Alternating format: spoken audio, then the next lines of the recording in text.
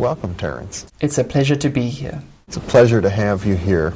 I think a good starting point for our discussion would be the ancient Vedic culture of India, one of the world's great and one of the world's earliest religions. The Rig Veda is considered by all scholars, I think, to be one of the most beautiful composite of religious hymns and deep philosophical discussions. And yet when one reads the Rig Veda carefully, one discovers an enormous emphasis on a mysterious, apparently hallucinogenic substance called Soma. Yes, you're quite right. The ninth mandala of the Rig Veda is entirely devoted to singing the praises of Soma. And yet, we do not know what Soma is or was. R. Gordon Wasson spent a considerable portion of his life researching this problem and reached the conclusion that Soma was Amanita muscaria, a mushroom that is symbiotic to pine and birch trees in much of the North Temperate Zone. However, scholars have cast doubt on his identification of Soma. Nevertheless, what we learn from Wasson's scholarship is that plants with hallucinogenic chemical principles in them have had an enormous impact on shaping the psychology of various cultures, both pre-literate and literate, throughout the world. It seems quite clear that the references to Soma in the Rig Veda were not really symbolic. They refer to some actual plant substance. Oh yes, definitely. Some sort of plant substance was prepared and ingested by a priesthood who then used the ecstatic experience induced by that plant as a basis of all their metaphysical and philosophical speculations on the nature of the universe. The case of Soma is by no means unique. My own field of interest was the Amazon basin, where we don't have a great deal of written literature, but we do have an extensive oral tradition and a tradition of hallucinogenic plant use that persists to the present day. Well, I think most notable in South America is the drug ayahuasca. Yes, ayahuasca is perhaps the world's largest and most thriving psychedelic religion. It touches the lives of millions of mestizos and Indians in the basin. It is a combinatory drug, which makes it especially interesting to pharmacologists because its two principal ingredients are themselves inactive except in the presence of each other. So, what we have in the case of ayahuasca is an example of a highly evolved folk pharmacology. And how a discovery like this was ever made in the first place is one of the challenging questions that anthropologists have to deal with. After all, in a square mile of Amazonian rainforest, it is not unusual to encounter 50,000 distinct species of plants. How then did these so-called primitive or pre-literate people make the connection between combining the bark of one with the leaves of another, boiled, and put through a number of procedures to produce an intense visionary hallucinogen? This is an extremely interesting and, to this day, unanswered question. Isn't it the case that I believe it was the German chemist who isolated this the chemical active ingredient in ayahuasca, originally named it telepathy? Yes, that's right. Based on field reports of the states of group mind induced by ayahuasca, which is also called yage, he felt it was fitting to name it telepathy. Now, the rules of scientific nomenclature are such that the first name of a compound is always given precedent. And about 20 years after it was named telepathine, it was realized that the identical compound had been isolated around the turn of the century from the giant Syrian rue, Peganum harmala, and named harmine. So today, the active ingredients of ayahuasca are known as harmine, harmaline, and tetrahydroharmine. But your point is well taken. What struck the early explorers and ethnographers in the Amazon basin was the fact that the people seemed to be taking this plant preparation in order to undergo states of community group-mindedness. And during these intoxicating intervals, social plans relative to migration, hunting, and warfare were undertaken by the elders of the tribe, and, though the name has been changed to the more innocuous harmine, nevertheless, there is a continued persistence of the feeling that telepathic and group mind states are induced by this particular plant mixture. And it's particularly interesting in the light of the fact that the chemical constituents which make it go are in fact found endogenously in the human brain. These are not exotic compounds from the point of view of ordinary human brain chemistry. So there is a suggestion there that manipulation of neurohumoral compounds, brain neurotransmitters and that sort of thing may in fact open the door to untapped areas of human potential. I would imagine that many of our viewers have seen the movie The Emerald Forest, which seems to deal with the use of substances of this sort in the Amazon culture. Yes, John Borman did a wonderful job with that movie. He was portraying the use of epina snuff. That's a hallucinogenic drug complex that occurs in the eastern part of the Amazon drainage and in rural Venezuela. Epina contains DMT and is blown up the nostrils by a cooperative friend and induces an intense state of hallugenesis. Yes, that was, I think, most people's first exposure to the real richness of the visionary pharmacopoeia that does exist in the Amazon. And there's also the suggestion there, then, I guess, that DMT would trigger telepathic-like experiences or clairvoyant types of experience. That's right, and DMT is also a product of endogenous human metabolism. It's interesting that the most intense of the hallucinogens, DMT, which you mentioned, are one of the ones which are most clearly related to our own brain chemistry. So, far from these compounds being alien to the brain or being an insult to the physical brain, what they really represent are the shifting of ratios of compounds already present in the ordinary brain. Well, DMT, I believe, is dimethyltryptophan. Tryptamine. That's right. Tryptamine. It's related to the protein tryptophan, is it not? It's related to the protein tryptophan, and it's also related to serotonin. Serotonin is a neurotransmitter which occurs in all life, and is most concentrated in the higher primates, and most concentrated there in man. It is 5-hydroxytryptamine. While DMT is, as you mentioned, N,N-dimethyltryptamine, so there is a very close structural affinity between this extremely potent and exotic hallucinogen and the very common basis for ordinary consciousness, serotonin. That's correct. Now, other cultures around the world have also used other types of substances. I think it might be interesting to talk, at least briefly, about alcohol, which is referred to so often in the Bible, for example. Yes, well, we tend in our culture to make a radical distinction between drugs and foods, with what we call spices sort of falling somewhere in the middle. In point of fact, a culture is what it eats, and an individual's personality is often largely a reflection of their diet. There has not been a human culture that did not bear upon it the stamp of its relationship with certain plants which altered the individual and mass psyche. We can think of numerous examples, the influence, for instance, of sugar on the growth of 19th century mercantilism, or the way in which the British manipulated opium policy in the Far East, or, as you mentioned, alcohol, which has always been the drug of choice in Western culture. Who can imagine modern industrial office culture without coffee? These are major drug dependencies that have placed their stamp on the lives of millions and millions of people. It's simply that we choose to linguistically define it in such a way that the effect is not something most people are cognizant of. I think coffee is a very interesting example because when it was first introduced into our culture, as I understand it, was considered virtually a hallucinogenic drug. Oh yes, when coffee was first introduced into Western culture, it was associated with certain establishments where loose women and loud music were available, and the bohemian literati would gather and drink coffee and talk into the night, and it was considered quite a risque thing to be involved with. That's right.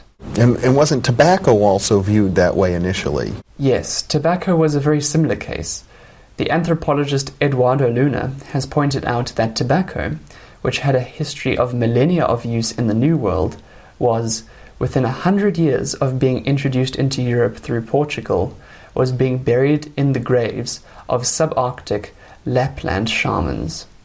So, it shows how the character of the drug is quickly discerned by a culture, even a culture that is encountering that plant or that drug for the first time.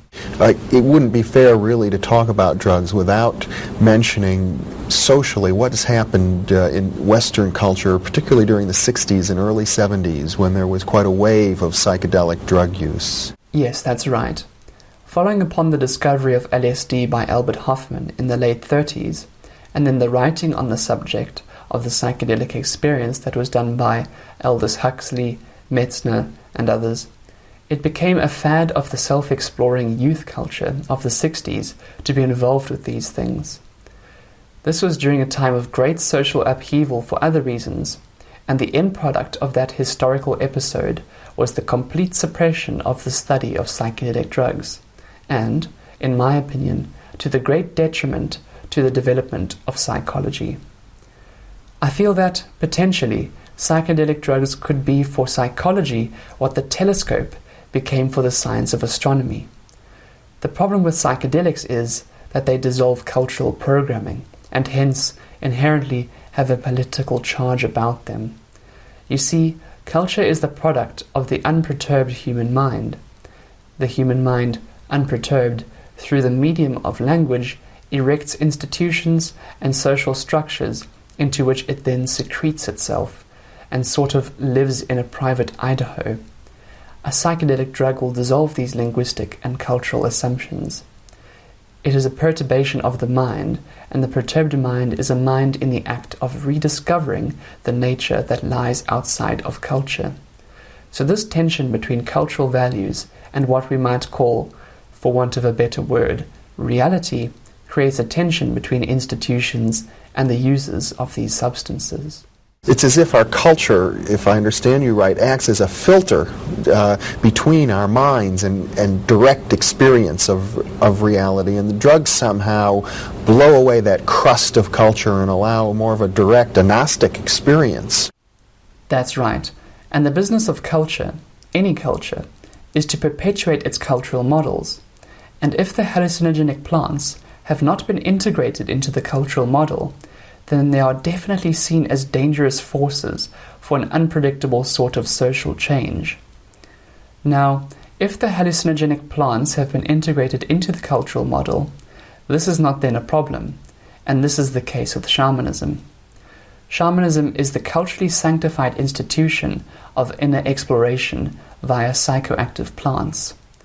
Where psychoactive plants are not present, shamanic institutions tend to become vitiated, to rely on rituals, ordeals, or other methods of eliciting these ecstatic states. But, to my mind, and this is a great argument which rages in anthropology, to my mind, and I'm in agreement with Wasson here, the hallucinogenic plants are the sine qua non for an active shamanism. An authentic shamanism, that's right. Now, Mircea Eliade, who's the great commentator on shamanism, took then an entirely different point of view and said reliance on what he called narcotics was a decadent phase of shamanism. But if we examine Eliade's personal history, I think it can be clearly seen that this was simply the cultural myopia of a European scholar in the great 19th century model. Sort of still under the sway of a Victorian sense of morality. Yes, sort of taking the superior point of view that, while these are primitive people, surely our greater epistemological sophistication puts us in a position to judge them. You have the same controversy, don't you, now within the Hindu tradition, where many gurus say no drugs and are denying, I suppose, the tradition of the Rig Veda, which we spoke of earlier. That's absolutely correct. The Mahabharata, which is the central core text of late Reformed Hinduism, explicitly forbids mushrooms to the Brahmin class. They are a forbidden food. But in ethnography, we're taught that a taboo usually indicates a previous involvement and fascination. And in fact, the early Hinduism of the Vedic phase was definitely more analogous to the hallucinogenic shamanism of the Amazon basin than it is to the extremely stratified Hinduism of modern India. Do you find the use of drugs of this type, hallucinogenic drugs, in the Tantric traditions, the traditions that deliberately use taboos in order to inculcate higher states of awareness?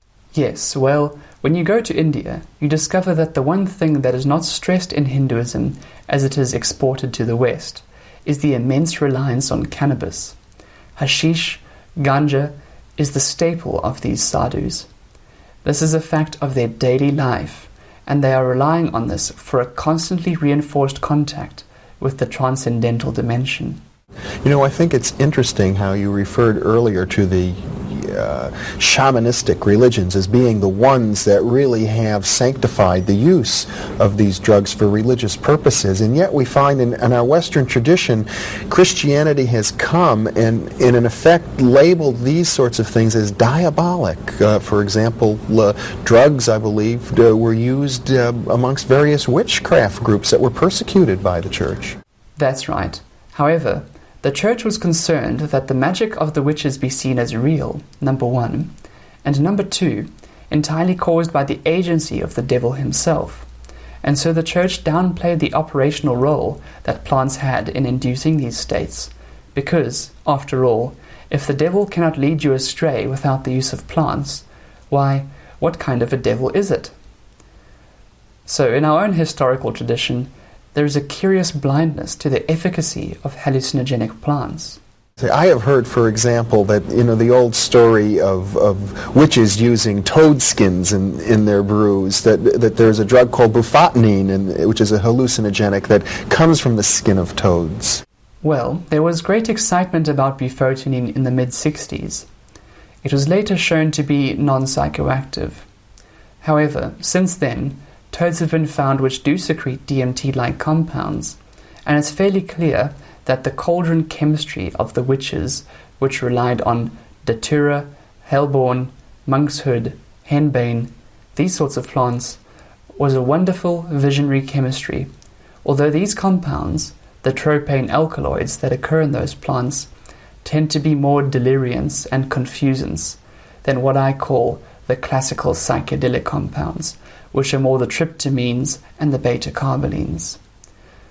There are many chemical compounds in nature which are psychoactive, but a much narrower spectrum of these compounds are truly what we call psychedelic, or mind-manifesting.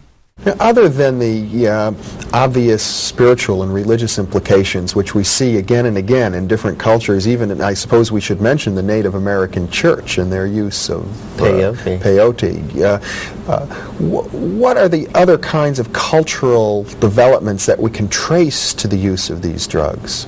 Well, I think the most profound cultural development is it is possible to make the case that language itself is an ability that was coaxed out of an evolving primate species by virtue of the fact that there were hallucinogenic plants in the diet of that creature. You see, psilocybin has been shown in low doses to actually increase visual acuity. Well, at the stage of evolution where human beings encountered psilocybin mushrooms, we were essentially baboon-like pack-hunting hordes of felt-living creatures in Africa. In that situation, a compound which increases visual acuity will give a tremendous adaptive advantage to the animals that are including it in their diet, and those animals not including it in their diet will quickly become eliminated by the process of natural selection from the evolutionary scenario. So, it's possible to argue that this mind-manifesting quality of the psychedelics actually conferred an evolutionary advantage on certain primates, who were then able to bootstrap themselves to higher and higher states of reflective self-awareness. This may lie behind the very early coincidence of cattle, goddesses, and mushrooms in the apparent early obsessions of early man, as reflected by the cave paintings on the Algerian plateau and in southern France and Spain. We always find the notion of the mystery, circa 18,000 years ago, connected with the idea of cattle, and we always find the cattle connected with the notion of the great goddess.